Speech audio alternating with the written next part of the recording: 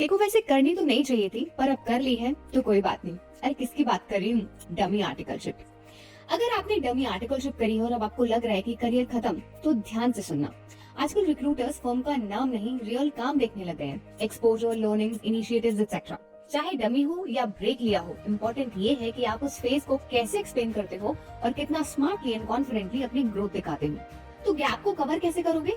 Simple, strong internships करो like MNCs या startups के साथ।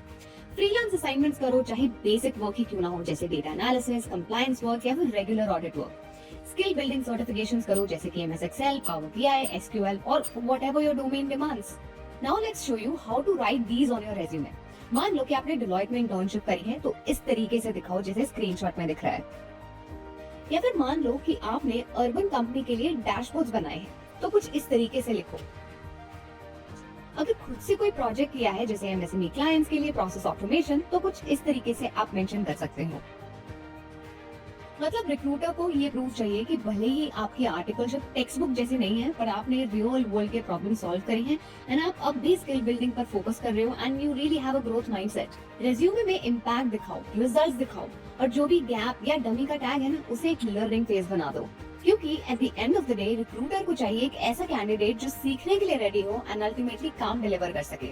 और हाँ, आपको ऐसी हैक्स और स्ट्रेटजीज और जाननी हो तो you know what to do. Follow thinking bridge for more.